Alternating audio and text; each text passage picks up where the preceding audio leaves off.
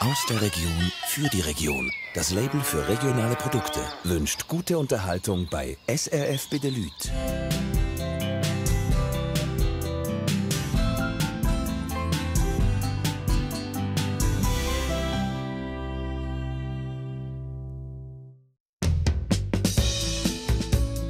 Das ist die Familie Cortesi aus der Lenk im Berner Oberland. Endlich ist ihr kleines Hotel offen und die ersten Gäste sind da. An den strengen Alltag vom Hotelierleben müssen sich die beiden noch gewöhnen. Zu Unterendfelden im Aargau wohnt Tierarztfamilie Siegfried Sommer. Dr. Vera macht den Tierärzten von der Klinik Sorgen. Der Roman muss notfallmässig eingreifen.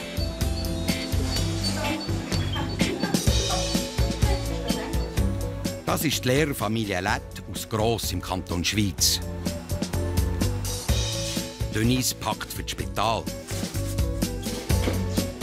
Alle planen auf die Geburt vom 4. Kind. 3 Familien, 3 Welten, das ist SRF bei den Leuten Familiensache.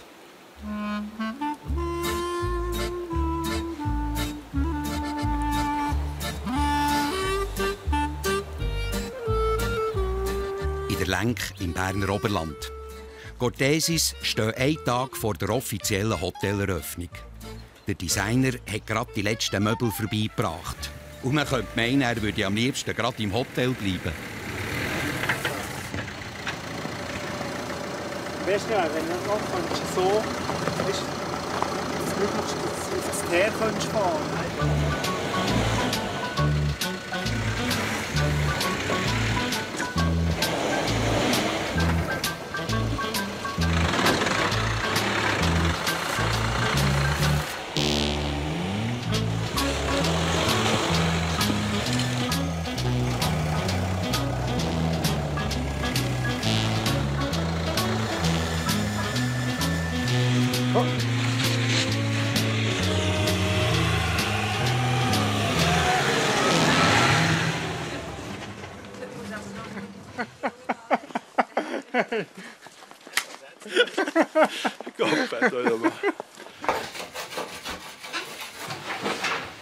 Fabienne Cortesi hat in der Zwischenzeit im Haus noch etwas gefunden, das noch nicht perfekt ist. Ich weiss auch nicht, was sie mit dem angemacht haben. Der Novilon, den wir da rausgekraut haben. Und das sind jetzt noch die Überreste, die wir da aus dem schönen Holzboden rausnehmen. Weil wenn die drinnen bleiben, dann bleibt sonst einer mit den Socken hängen oder so. Oder tut sich weh, die müssen da auch noch raus. Achtung, Lupo.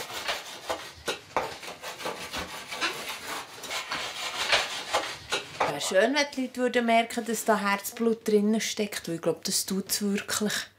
Das ist ja, schon ein Traum gewesen, das, was wir jetzt hier machen und der ganze Umbau. Und jetzt das Führen von so einem kleinen Hotel.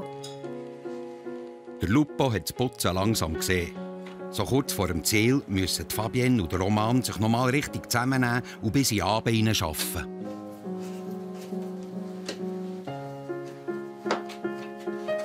Ja, es ist wie ein Marathonlauf, wo man weiss, da geht 42 Kilometer und man läuft ins Ziel und man hat das Gefühl, man hätte nicht noch 100 Meter säckeln.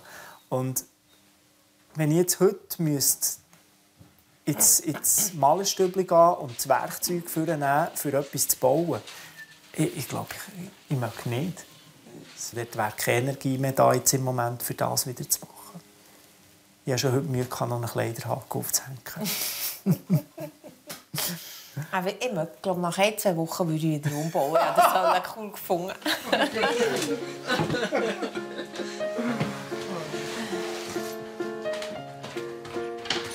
Ja, du. Oh, wäre Zeit für ins Bett, gell? Mhm. Mach ich dir noch. Kann man dir nicht den Staubsauger anhängen? Der Lupo weiss es noch nicht. Aber nach der Hoteleröffnung weht da ein anderer Wind. Ja, klar hat das Zimmer verboten, gell? Eigentlich bist du jetzt schon zu lange drin. Jetzt muss ich noch mal Staubsauger.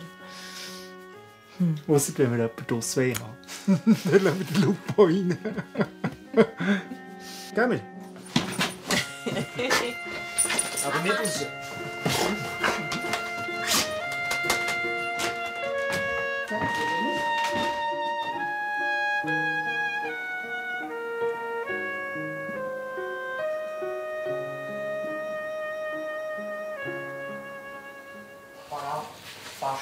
Schon viel zu früh ist wieder morgen. Heute kommen die Leute, unter anderem die Cousinen von Fabienne. Giusy. Giusy und Andrea, die ersten Gäste sind da. Zum Glück haben wir nicht noch auf dem Sofa rumgetragen. Und die Tür ist wichtig, dass die immer zu ist. Komm hier zu. Hey, saluti. Ciao. Unsere ersten Gäste. Hallo. Wie seid ihr gefahren? Schnell zum Lupe rauf, dass der checkt, das ist nichts Schlimmes. Er muss das so lernen, als neuer Hotelier. Utschi, hat er auch schon ausgeladen, Junge? Nein. Noch nicht ausgeladen? Da kann ich dir zeigen, wo die Ski sind. Mit den ersten Gästen ist auch die Zeit vorbei, wo das kinderlose Paar allein unter einem Dach lebt. Ich finde es schön, wenn das Leben ins Haus kommt. Das hat die Grösse. Es wäre schade, wenn es so leer wäre. Hallo So, Entschuldigung, ich will auch noch abgesetzt sein. Remo Meister, hä? Das ist sicher morgen beim Morgen so der nächste Punkt, wo man nervös wird sein, für zu hören, haben die Leute schlafen oder haben sie im Nebenzimmer die Schnarchen gehört. Hallo zusammen. Kommen wir gerade alle auf die Frage? Ja, hallo.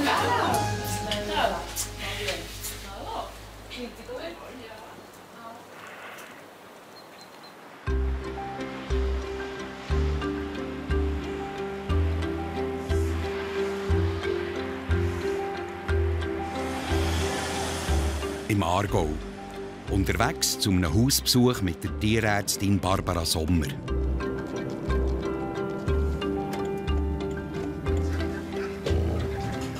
Die Retriever-Hündin Enja hat ihre Jungen bekommen. Die muss man heute impfen.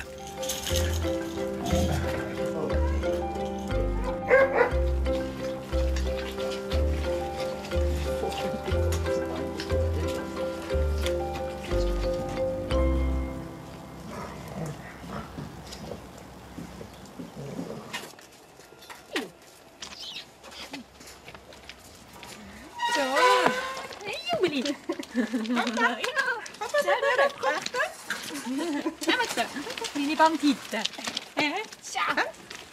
Die Kleinen sind 8 Wochen alt und nutzen jede Gelegenheit auszubrechen.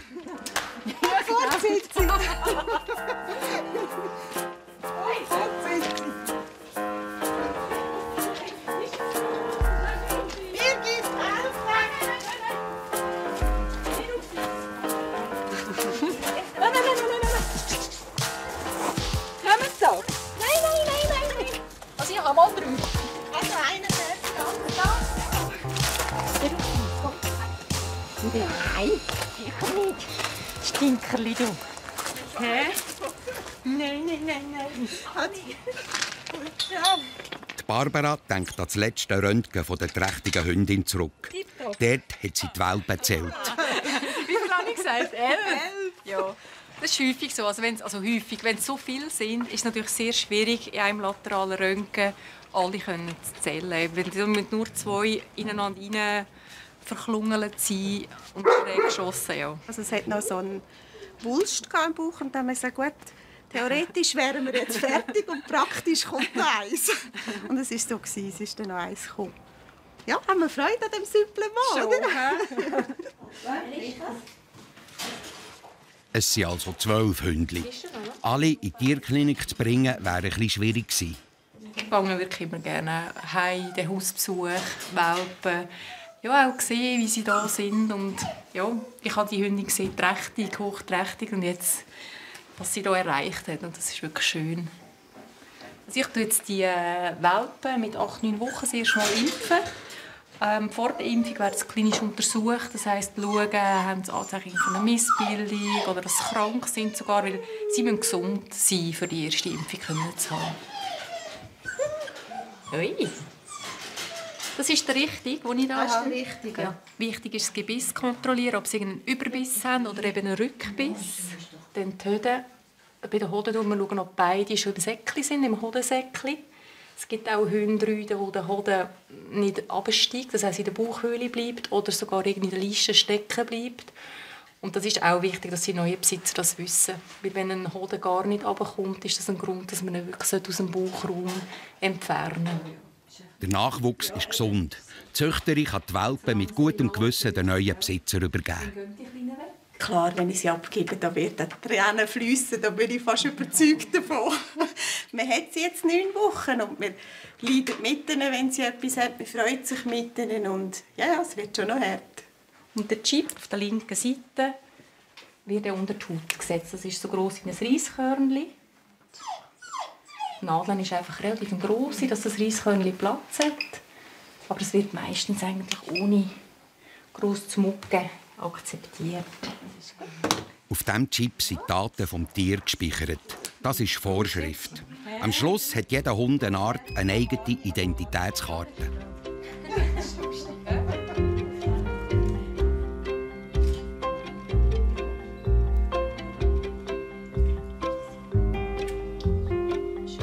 Zum Schluss schaut Barbara noch die Hundemutter Enja an. 12 junge Säuge, das geht an die Substanz. Tipptopp. Muckerli. Nicht schlimm. Nicht schlimm gewesen. Ah, Spritze kommt hast du deine Kleine gesehen dort hinten? Hey, hast du sie gesehen? Ja. Ja, warte. Warte. Warte. In 2 Fällen macht Barbara Hausbesuche. Entweder wie da, bei Welpen, oder wenn man das Tier einschläfern muss.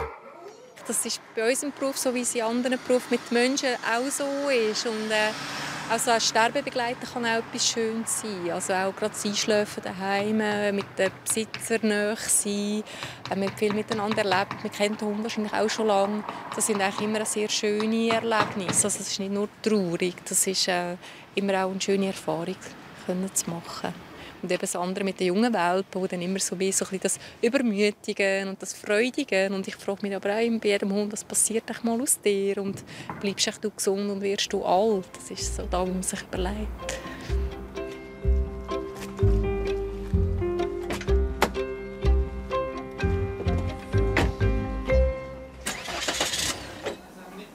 Gross im Kanton Schwyz. Noch bevor es tagt, ist die Lehrerfamilie Lett im Stress. Sie machen alles für ihren heutigen Husky-Workshop parat. Seit ein paar Tagen haben Lett eine Praktikantin, die ihnen hilft. Ich habe einen Kaffee. Das 13 also. Vor dem Workshop machen wir einfach das ganze Essen parat machen. Das Fondue-Brot schneiden, das einpacken. Jetzt mache ich noch Sandwich für die Mitarbeiter, dass die dann auch etwas zum Mittag haben. Kaffee kochen, Tee kochen. Ja, und eben alles einpacken. Und das kannst du noch rein tun. Matti, das kannst du noch tun.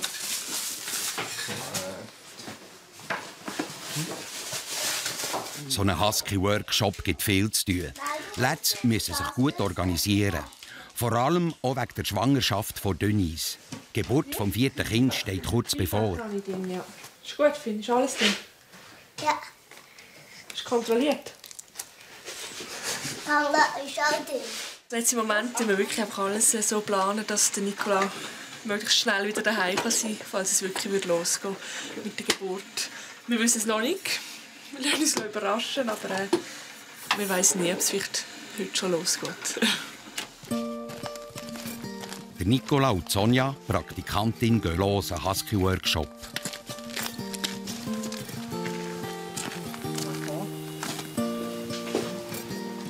Denise bleibt daheim und nutzt die Zeit gerade für das Packen. Packen für das Spital. Ja, es ist noch schwierig, genau zu wissen, was ich wirklich brauche. Ich nehme jetzt einfach so eine Trainerhose mit, ein paar T-Shirts, kurze, ein paar lange. Aber ich hoffe sowieso, dass ich nicht allzu lange im Spital muss bleiben muss. Und dann brauche ich auch nicht wirklich viel. Ich glaube, die Umstellung von 3 auf 4 Kindern wird nicht, also ich vermute jetzt mal, es wird nicht eine riesen Umstellung sein. Wir schlafen im Moment immer noch nicht wirklich gut mit dem Matti. Das wird sich dann mit dem Baby nicht ändern. Da sind wir uns eigentlich wieder daran gewöhnt, dass wir ein paar Halbstunden aufmühen. Und ich glaube auch sonst der Aufwand, es ist einfach ein Viertel mehr.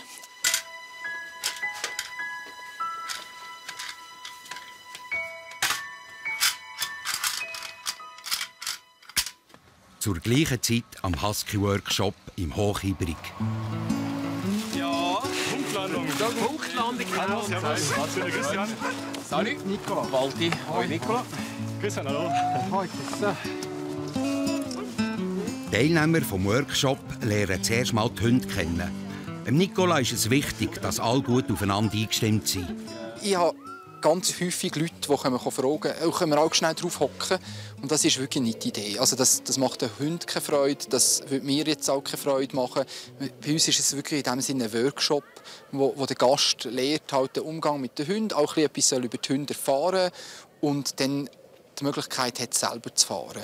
Was wir hier haben, ist ein traditioneller Holzschlitten. Die sind gebunden aus Eschenholz. Und dadurch, dass ich verbiege, fährt er auch eine Kurve. Also auf die Seite, wo ich liege, fahre ich auch. Also Rechtskurve mache ich das, Linkskurve das. Dann haben wir eigentlich zwei Bremsen. Das eine ist die Krallenbremse. Die ist auch so, wenn die wirklich in den Boden reinhauen und mit dem ganzen Körpergewicht draufsteht, dann steht der Schlitten still. Heute werden wir eigentlich nur mit der Bremsmatte arbeiten. Wenn sie unten ist, so wie jetzt, bremst sie den Schlitten sowieso schon ein bisschen ab. Wenn mir das immer noch zu schnell geht, kann ich ein bisschen Gewicht drauf geben. Wenn ich stillstehen will, bei 2 Hunden sowieso, wenn es so drauf steht, dann geht gar nichts mehr. Und das Kommando geht ihnen, oder was? Ja, eben. Also, wir bringen eigentlich die deutschen Begriffe bei, rechts und links, ja. Aber sie laufen einfach. Also, sie wissen den Weg eh schon. Ja, den können sie eh. Mal schauen. Spannend.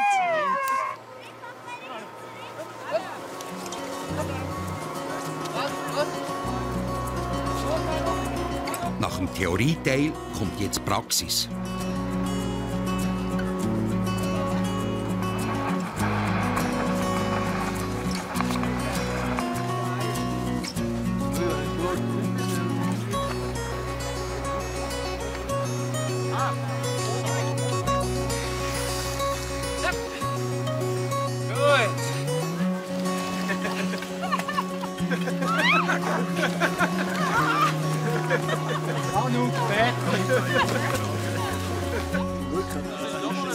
Bei einem Workshop darf der gemütliche Teil nicht zu kurz kommen. Die Jacke dran und zieht sie schön fern. So ganz geniessen kann es der Nicola aber nicht. Er ist wie auf Nadeln wegen der Dünnis. Nein, das war noch nichts. Es ist schon eine Überlegung, die man natürlich immer sich macht, was ist, wenn jetzt das Telefon kommt. Heute wäre es jetzt kein Problem, weil wir so viele Leute sind, die können gute Silvan fragen, fahrst mich schnell ab und kommst wieder rauf, dann ist es eh kein Thema. Wenn wir halt mal nur zu zweit da oben sind, dann ist es problematischer. Oder? Also es ist so Sachen, wo man sich überlegt im Vorfeld, wie würde man das machen, wenn, ja.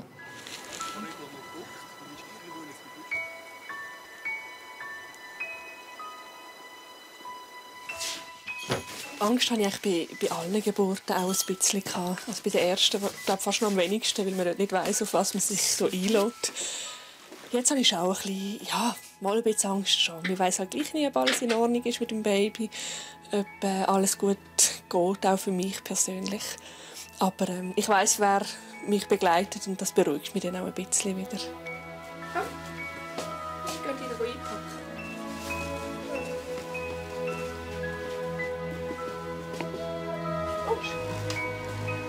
Also in dieser Phase, wo es dann wirklich sehr schmerzhaft ist, kann mir eigentlich nicht mehr helfen. Also es ist dann wirklich so. Also das ist mir dann manchmal auch gleich, ob dann der Nicola noch dort ist oder nicht. Dann bist du einfach froh, wenn es möglichst schnell umgeht. Am meisten freue ich mich natürlich, wenn ich das Baby im Arm habe. Das ist natürlich der Moment, wo man alles rundherum vergisst. Also die ganze Schwangerschaft, das Schlechtsein vom Anfang und die Geburt und alles, das vergisst man dann. Und auf das freue ich mich am meisten. Kommst du mit? Ja, komm. Kaffee führen. Ja. Ah, du willst eben. Also komm. Gut. Schau, jetzt stellen wir hier hin. So. Jetzt ist er bereit. Hm? Gut. Ja.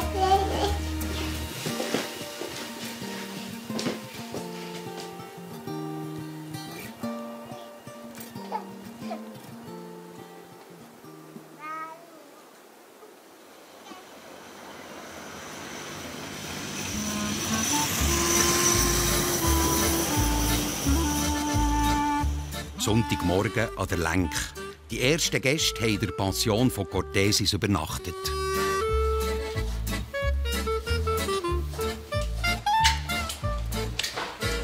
Der Roman ist an den Wochenenden für das Morgenmachen eingeteilt. Unter der Woche arbeitet er in Bern. Das Aufstehen macht ihm keine Mühe, im Gegensatz zu seiner Frau. Das Fabi.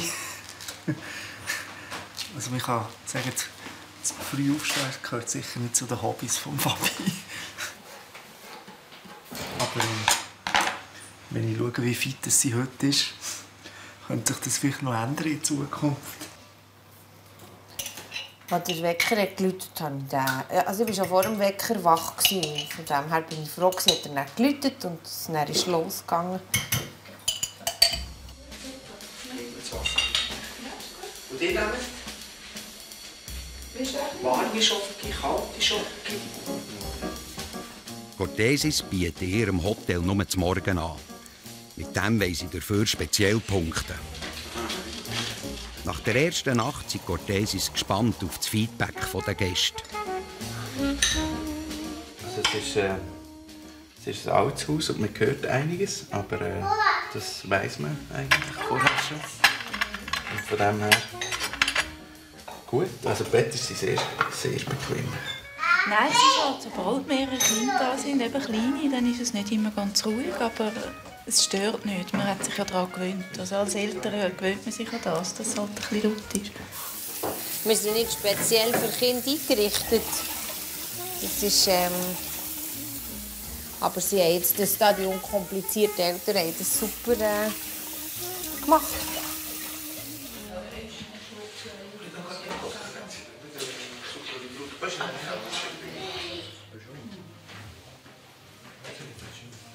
Der erste Morgen ist durch.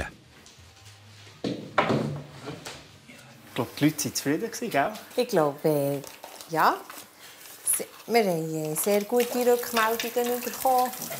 Und das tut schon sehr gut, weil man macht sich dann schon Sorgen, ob das recht ist. Ich war nervös heute Morgen beim Buffet. Ja, jetzt ist wirklich so der erste Durchlauf, die ersten Ankünfte, das erste Morgen. Und das ist jetzt alles durch.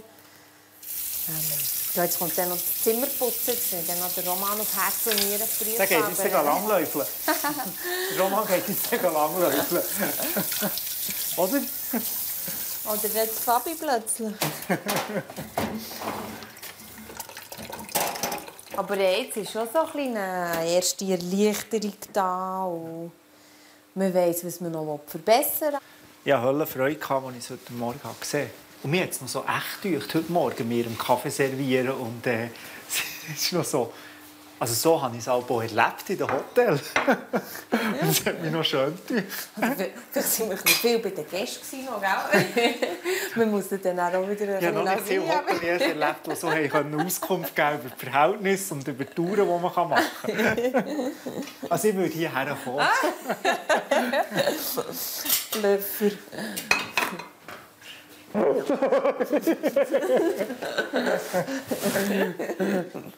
Zuerst Morgen. Die Feuertaufe von der Fabienne und vom Roman als Hotelier ist gelungen.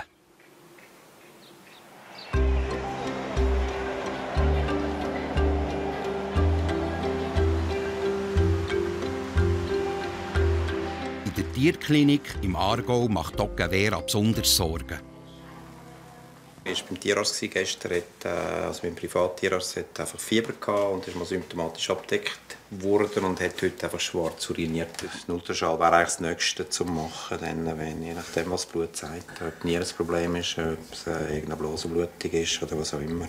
Der Roman Siegfried und seine Arbeitskollegen wissen noch nicht, was mit der Vera los ist. Die Zeit drängt aber, es geht ihr nicht gut. Husten und dunkler Urin, das kann ich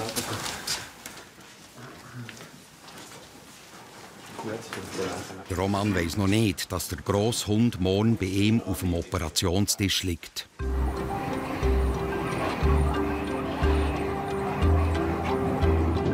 Zur gleichen Zeit im Bändli Richtung Schatzalp bei Davos. Die Tierärztin Barbara Sommer geht an eine 3-tägige Weiterbildung.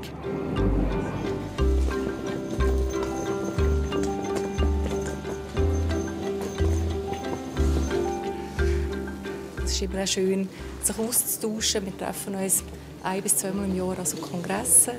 Das andere ist auch so das Ausklicken vom Alltag daheim, beruflich und natürlich von der Familie. Und natürlich die Weiterbildung. Es ist mir auch wichtig, mich im Beruf nicht stehen bleiben, einzuschlafen, sondern dass man sich pro Jahr mehrere Tage die Weiterbildung gönnt. Man merkt gerade, dass das ein Kongress von Tierärzten ist. Wo sonst kann man den Hund an einen Kongress mitnehmen? Es freut uns außerordentlich, dass Sie so zahlreich erschienen sind. Und es freut uns auch außerordentlich. Das Mal geht es um das Fachgebiet Hormon. Barbara muss sich regelmässig weiterbilden, damit sie ihren Titel als Fachtierärztin für Kleintiere behalten kann. Der Titel ist geschützt und berechtigt sie zum Ausbilden.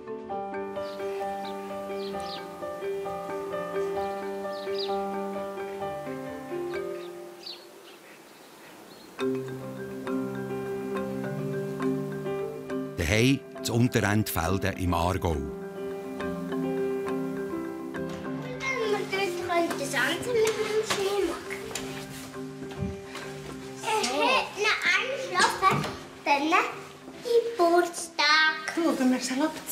Zatu Hort schaut zu den Kindern. Sie ist eine von 2 Nannies bei Siegfried Sommers. Komm, dann gehen wir essen. Das ist ein Geburtstagpost. Zatu ist seit Jahren Nanny bei Siegfried Sommers. Sie springt immer dann ein, wenn die Eltern arbeiten. Am Mittag lege ich auch Skihosen an, weil ich habe gemerkt, da werden meine Hosen ganz nass. Oh, ja. Brauchen wir auch noch ein bisschen Licht? Was meinst du, Nora? Feine ist eine Lachsuppe. Weißt du, was Nora gewünscht hat? Ja, heute. Zatu ist aus Finnland. Seit 18 Jahren lebt sie in der Schweiz. Die Nora findet die finnische Sprache spannend. Toukoku, kesäku. September heisst das. Und Finnisch? Ja, das ist gut. Und dann Marraskuu, Käthe und so. Und Joulukuu. Du hast das ganz gut alles auswendig gelernt. Ja.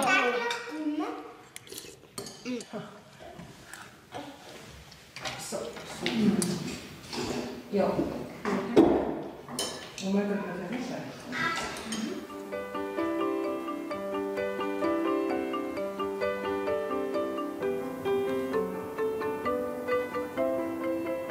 Auf der Schatzalp ist der erste Kongresstag vorbei. So eine Weiterbildung gibt der Barbara immer wieder Motivation. Trotzdem sind die Gedanken auch bei ihrer Familie. Ein bisschen fehlen sind mir sicher. Andererseits sind 4 Tage nicht lang. Es sind 3 Nächte, wo ich weg bin. Wenn ich aber noch eine Woche weg bin, was es auch gibt, dann habe ich mehr Heimweh. Aber ich weiss, der Oma macht das gut und dem Kind geht es gut. Und es ist auch immer eine Auszeit, die ich geniesse, wenn ich so weg bin und mal abschalte. Das muss ich. Ich kann nicht immer daran denken, was machen sie jetzt daheim.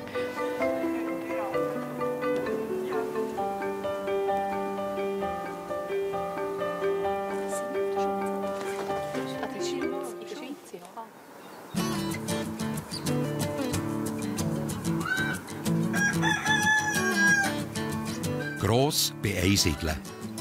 Bei der Lehrerfamilie Lett steht die Geburt vom 4. Kind vor der Tür.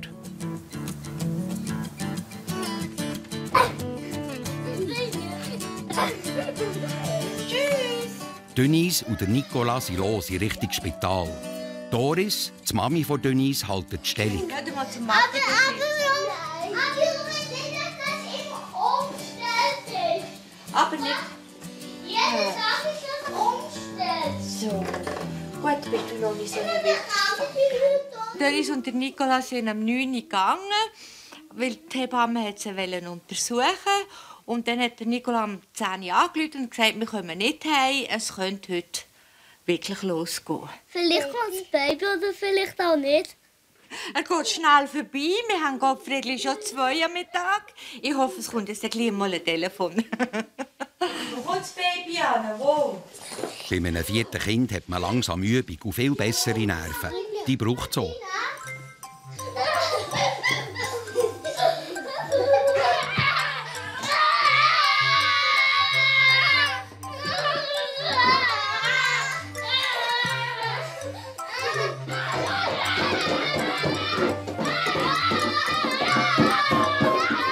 Nils und der Finn sind ganz aus dem Häuschen vor Vorfreude.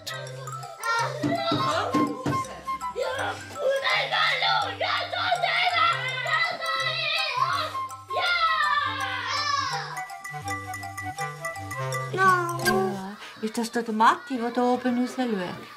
Der geht Bussi winken. Hallo, Bussi. Gü. Nein, mit dieser Rasselbande kann man gar nicht mehr so fest denken. Es könnte, ja, wie es geht und so. Das einzige, eben der Gedanke, den ich halt habe, ist, dass sie gesund sind, dass das Baby gesund ist und dass Dennis gesund ist und dass es ihnen gut geht. Ja. Schon fast den ganzen Tag warten sie auf einen Bescheid vom Nicola aus dem Spital. Und natürlich sind alle gespannt, ob es ein Brüderli oder ein Schwesterli gibt.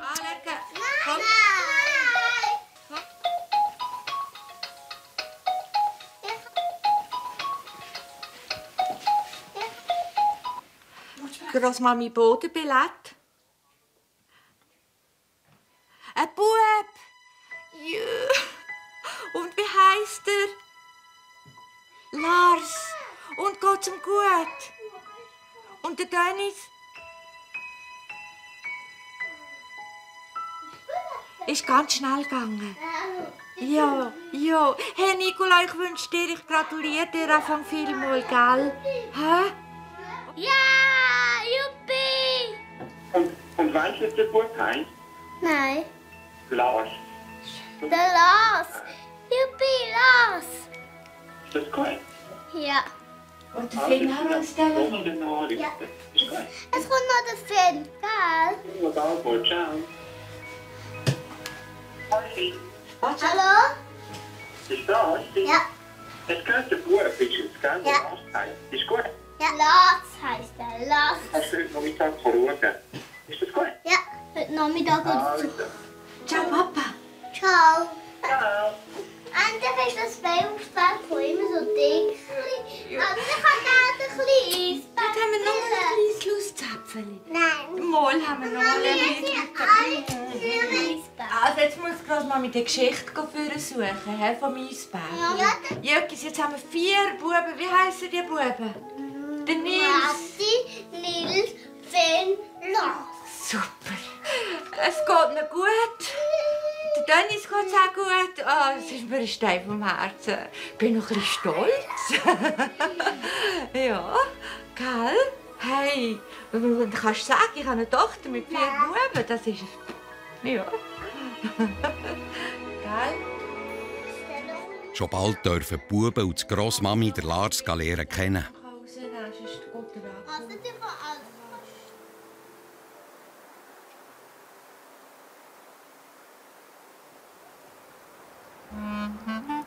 An der Lenk im Berner Oberland. Der Roman und Fabienne Cortesi haben den ersten Ansturm auf ihr Hotel überstanden. An das Putzen haben sie sich zwar gewöhnt, aber es gibt schon noch Sachen, die sie lieber machen.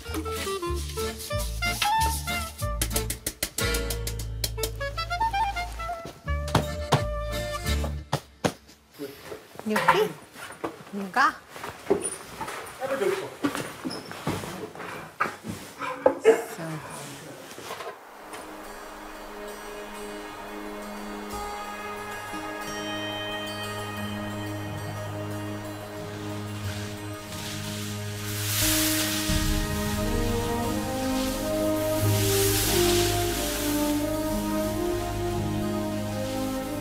Die beiden ziehen jetzt an den Ort, wo sie vor einem Jahr einen wichtigen Entscheid getroffen haben.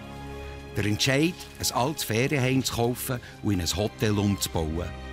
Und dass das jetzt fertig an der Lenk steht, hat Fabienne noch nicht ganz realisiert. Manchmal merkst du es nicht, weil du so drin bist.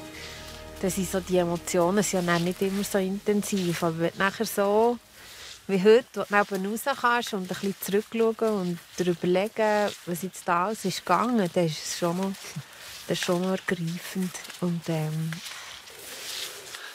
macht mich schon sehr zufrieden.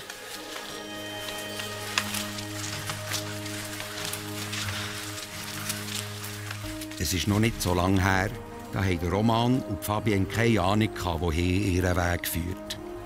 Die beiden mussten verarbeiten, dass sie kein Kind haben können. Aber vor einem Jahr haben sie eine neue Aufgabe gefunden. Bei diesem Hütli hat Fabienne dem Roman gesagt, dass ein altes Ferienheim an der Lenk zum Verkauf ausgeschrieben ist. Meine erste Reaktion war, spinnst du eigentlich? Das ist viel zu gross. Das ist, wir kommen nicht vom Fach. Und, das war, glaube ich, genau vor einem Jahr. Und gleichzeitig war es so ein Gefühl von Resignation in diesem Zeitpunkt, weil wir einfach wirklich 5 Jahre lang recht intensiv immer das Haus und den Ort haben gesucht, wo wir jetzt uns niederlassen wollten. Dort haben wir einfach noch nicht gewusst, dass die Lenk wartet. Mit Hilfe von ihren Eltern haben Cortesis ihr grosses Familienprojekt auf die Beine gestellt. Es ist ja nicht so, dass wir keine Familie gründen können. Wir sind ja eine Familie. Und wir sind einfach eine sehr kleine Familie. Und wir hoffen ganz fest, dass wir das jetzt gemacht haben und vielleicht dann in 40 Jahren so auf dem Bänkchen hocken und sagen, weisst du noch denn? Und jetzt haben wir angefangen und ich glaube, es beschäftigt uns noch ein bisschen weiter. Und das soll es ja, genau das soll es ja auch. Wenn wir einfach Attika-Wohnung hätten gekauft, für nachher zu spörteln, ich weiss nicht, wie fest dass wir glücklich wären worden. Ich glaube, wir brauchen ein bisschen die Herausforderung, dass das alte Haus sicher oder das andere immer wieder mit sich bringt. Dass man es formen kann, dass man es vergrössern kann. Und dass wir damit wachsen können, dass wir da Wurzeln schlagen, Lenk. Das finde ich schon eine sehr schöne Vorstellung. Ja. Im nächsten Sommer will Cortesis nochmal 5 neue Zimmer umbauen. Es scheint so, als wären sie auf der Suche nach ihrem gemeinsamen Lebensprojekt fündig geworden.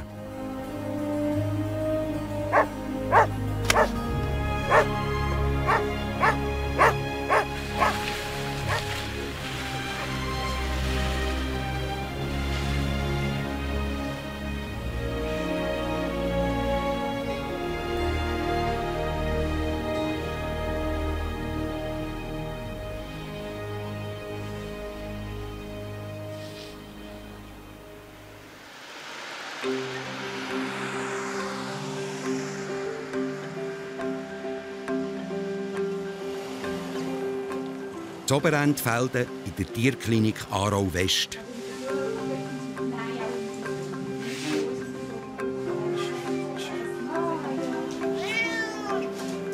Dogge Vera ist immer noch schlechtsweg. In ein paar Minuten muss sie der Tierarzt Roman Siegfried notfallmässig operieren.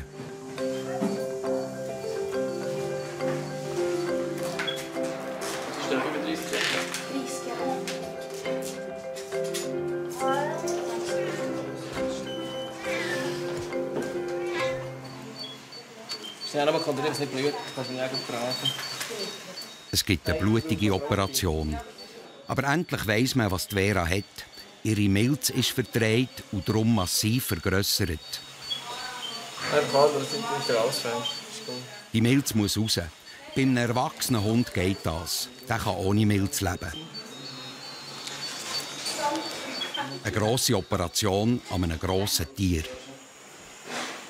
Ja, es ist sofort, wenn man so ein grosses Tier hat, in dem Magen, in dem Bauch operiert, ist das gross vom Raum und sicher auch ein grosser Eingriff, wo es eigentlich schon irgendwann um Leben und Tod geht.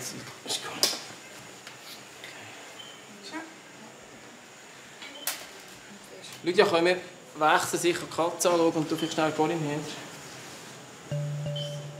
In der Tierklinik geht es Schlag auf Schlag. Und volle Konzentration ist immer nötig.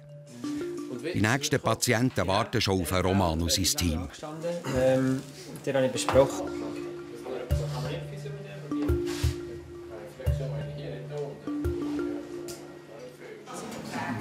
Unterdessen darf Dogge Vera zurück zu ihren Besitzer.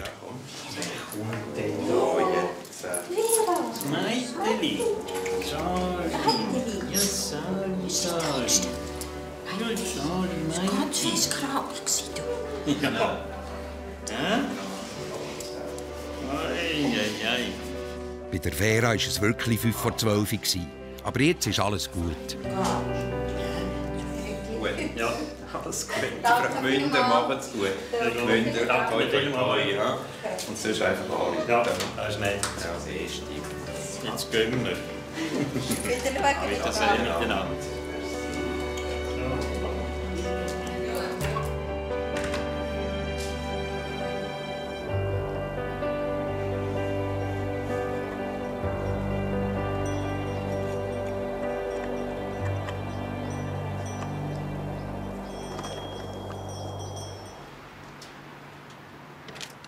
Endlich Feierabend für einen Roman.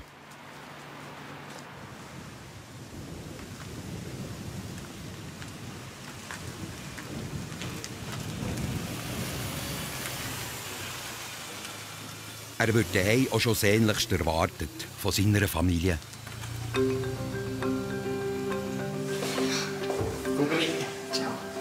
Der Papa, Mama hat mir noch ein bisschen draufgegeben. Die Arnika-Massage, das tut mir weh. Wenn wir noch etwas draufreiben nachher. Phil? Mit dieser blauen. Den Boden putzen? Hey, der sieht so aus wie Schleim.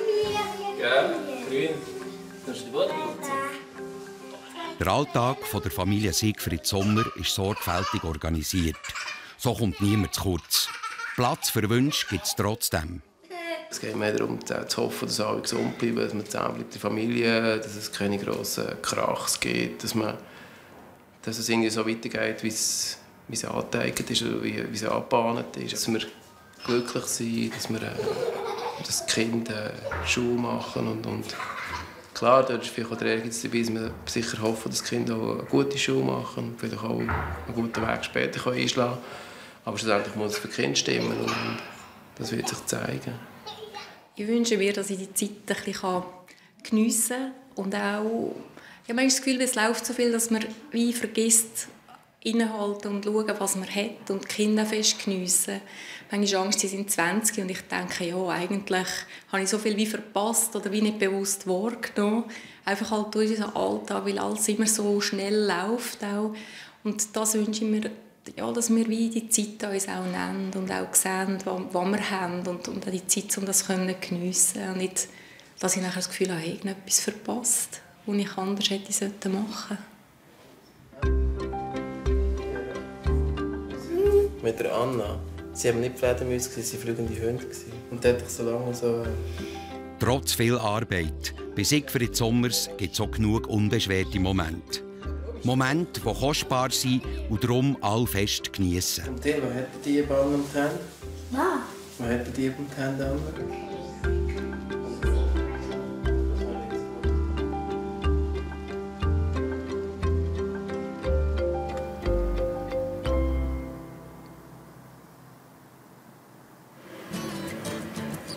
Das Spital zu Einsiedeln. Da hat Dennis Lett vor 4 Stunden geboren. Das sind andere Leute, jetzt sind wir ganz ruhig. Ja? Wir können ein bisschen laufen. Da. Auf diesen Moment haben sie lang gelangt. Die 3 Lettbuben treffen ihren kleinen Bruder, der Lars.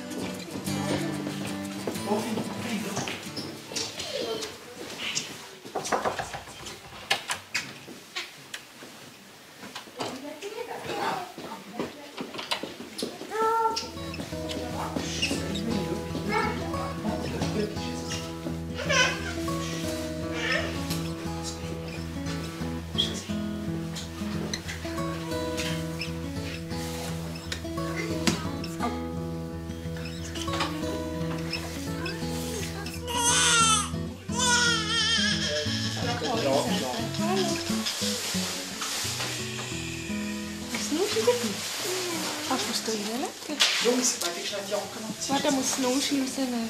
Aha, muss er helfen?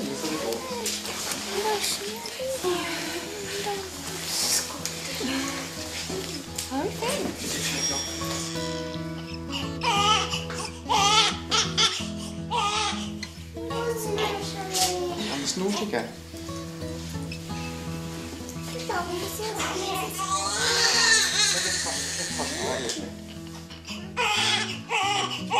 Fein, gell, Matti? Fein, ne?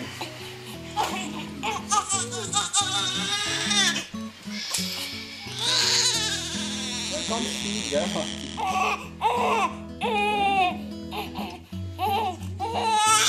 Das war Streifen, finde ich.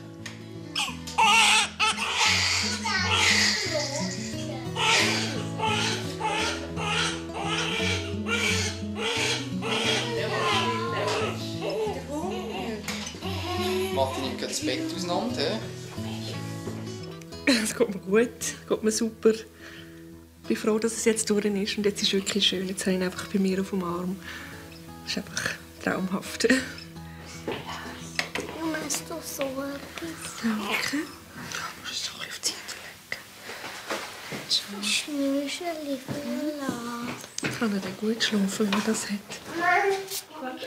Das ist natürlich super, also wirklich vier Buben, das ist ein tolles Gefühl. Und ich freue mich natürlich schon darauf, wie das weitergeht, wenn die grösser werden, was dann die 4 zusammen anstellen. Es ist immer eigentlich ein überwältigendes Gefühl. Also es ist jetzt auch beim 4. noch, es ist wirklich wunderschön, oder, wenn dann das Kind da ist. Das Schwierigste war nicht die Geburt selber, sondern das lange Warten. Er ist eigentlich jetzt zu früh auf die Welt gekommen, aber weil die anderen auch immer 2 Wochen zu früh auf die Welt gekommen sind, haben wir jetzt wirklich lange gewartet darauf. Die Hebamme gewartet, wir haben gewartet. Und das war jetzt schon ein bisschen angeschlagen. Also psychisch einfach. Ich habe das Gefühl, es muss jetzt einfach losgehen. Und jetzt die Geburt selber ist wirklich schnell gegangen. Also kaum ist es losgegangen, ist es schon wieder vorbei gewesen. Was ja eigentlich schön ist. Es geht weiter. Viel anders nicht. Wenn ich heimkomme, ist einfach noch der Lars dabei. Und dann schauen wir, wie es weitergeht.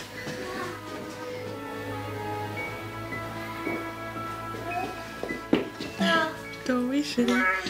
Ja, was wünsche ich ihm? Ja, ich wünsche ihm eigentlich das, was ich den anderen jetzt von brüllen. Zöckchen dran. Nein, einfach, dass er sein Leben machen kann. Aber es hat alles da oben. Das ist noch von der Geburt, weißt du? Bitte danke. Das sind Geschichten aus dem Leben der Familie Lett, Cortesi und Siegfried Sommer. Geschichten von 3 Familien aus 3 Welten.